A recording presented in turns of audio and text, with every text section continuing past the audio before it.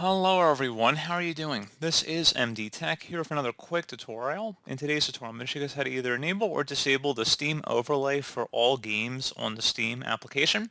So while you can make changes for individual games, which I have made a tutorial of on this topic already, if you want to just set the master setting to either enable or disable this, I'm going to show you guys how to do that. And without further ado, let's go ahead and jump right into it.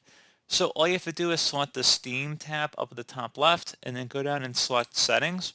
On the left side, you want to select the In-Game option, and then underneath the Steam overlay, Steam can remain active while in-game, enabling access to Steam community features while playing, versus enable the Steam overlay while in-game, if you could just turn that on or off if you want to change that setting right from here.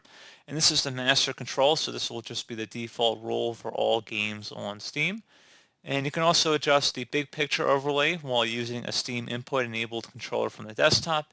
And as kind of a side auxiliary option that is somewhat related here, of course, you can use the desktop game theater when launching desktop games while Steam VR is active.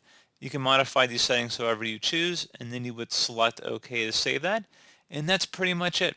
So as always, thank you guys for watching this brief tutorial. Do hope I was able to help you out, and I do look forward to catching you all in the next tutorial. Goodbye.